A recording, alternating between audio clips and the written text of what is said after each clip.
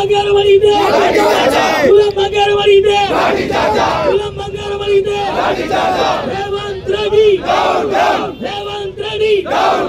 Congress party Revanth Reddy Congress party उसका रेडी उसका रेडी उसका रेडी उसका रेडी उसका रेडी उसका रेडी उसका रेडी कुलम बंगारा मरीदे कुलम बंगारा मरीदे कुलम बंगारा मरीदे कुलम बंगारा मरीदे प्रशासन नायकत्व जय केसीआर जय केसीआर प्रशासन नायकत्व रेवंत रेड्डी रेवंत रेड्डी रेवंत रेड्डी देश का माता लुच्चा है रेवंत रेड्डी लुच्चा है एक टमाटर कच्चा है एक टमाटर कच्चा है एक टमाटर कच्चा है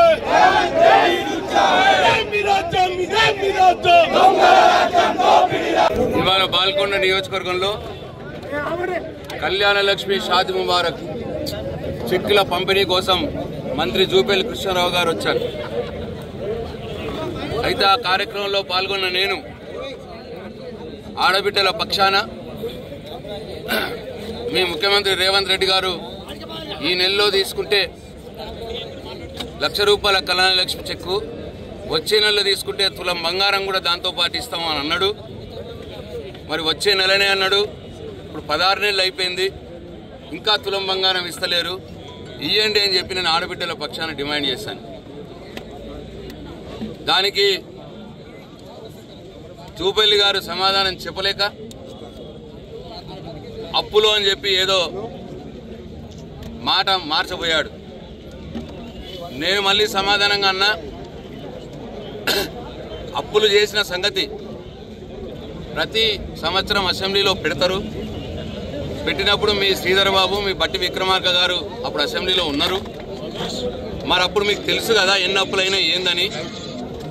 మరి అప్పుడు తెలిసిండు కూడా ఇవన్నీ కూడా తులం బంగారం ఎందుకు ఇస్తామన్నారు, 2,500 మహిళలకు ఎందుకు ఇస్తామన్నారు, మరి 4,000 పెన్షన్ ఎక్కువ చేస్తామన్నారు, 2 లక్షల రుణమాఫీ అన్నారు, 15,000 రైతు బంధు అన్నారు, 500 వడ్ల బోనస్ అన్నారు. మరి ఇవన్నీ అప్పులైన సంగతి అప్పుడు మీకు తెలియదా అంటే, అప్పుడు తెలిసిండి కూడా ఏమైనా సరే ఓట్లు దొబ్బుకోవాలి, ఓట్లు డబ్బలు పడగొట్టుకోవాలి అని చెప్పి మీరు ఇష్టం వచ్చినట్టు అప్పుడు చెప్పి, ఇప్పుడు అప్పుల పేరు మీద ఎగవేత ప్లాన్ చేస్తున్నారా, ఎగవేస్తారా అని చెప్పి నేను అడగడం జరిగింది. దానికి కార్యక్రమం అంతా రసాబసగా అయింది. కానీ బయట మా కార్యకర్తలు పాపం చాలా ప్రశాంతంగా, అసలు మంత్రి గారి కానవాయి కూడా అడ్డం పోలేదు. కేవలం వాళ్ళు ఎక్కడున్నారో అక్కడ ఉండి తులం బంగారం ఇవ్వాలని చెప్పి ఫ్లెక్సీలు పెట్టుకొని నిలబడ్డారు, ప్లకార్డులు పెట్టుకొని నిలబడ్డారు ప్రశాంతంగా. డెఫినెట్గా ప్రతిపక్ష పార్టీగా మా ఆడబిడ్డల పక్షాన ఈ ప్రభుత్వాన్ని అడిగే బాధ్యత మా మీద ఉంటుంది, ధర్మం మా మీద ఉంటుంది. కాబట్టి టీఆర్ఎస్ పార్టీ కార్యకర్తలుగా మా వాళ్ళు ప్లకార్డులు పెట్టి అడిగినారు. దానికే ఇక్కడ కాంగ్రెస్ పార్టీ లోకల్ నాయకుడు, కాంగ్రెస్ పార్టీ ఇన్ఛార్జ్, ఇక్కడ బాల్కొండ నియోజకవర్గ ఇన్ఛార్జ్ ఆదేశాలు ఇవ్వడం, ఇక్కడ ఒక భీమ్గల్ సర్కిల్ ఇన్స్పెక్టర్ ఆయన కాంగ్రెస్ పార్టీ ఇన్ఛార్జ్ ఆదేశాలను పాటించడం, ఒక్కొక్కరిని మా నాయకుల్ని కార్యకర్తలని ఒక్కొక్కరిని చూపెట్టుకుంటూ మరి పోలీసులకు ఆదేశాలు ఇచ్చి మరి లాఠీ చార్జ్ చేపించడం. అసలు లాఠీ చార్జీ చేయవలసిన అవసరం ఏమొచ్చింది, ఆ ఆవశ్యకత ఎక్కడొచ్చింది, ఎందుకు కొట్టినారు అంటే భయభ్రాంతులు చేస్తున్నారా? అంటే మీరు ఇచ్చిన హామీలు అడగకుండా మేమెవరం కూడా అడగద్దు అని మా కార్యకర్తల్ని భయపెట్టి మా నోలు మూయించాలని ప్రయత్నం చేస్తున్నారా?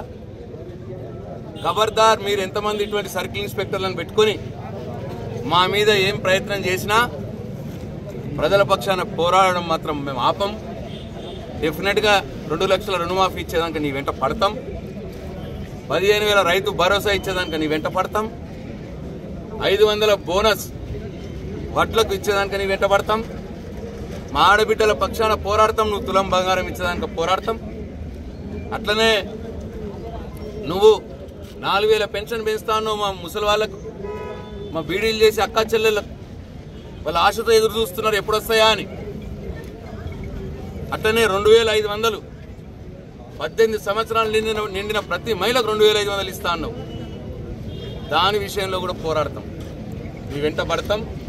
ఇవాళ మా 20 మందిని నువ్వు లాఠీ దెబ్బలు కొట్టినామేమో, కానీ మిమ్మల్ని కొట్టోడు కూడా పైన ఒకడు ఉంటాడు.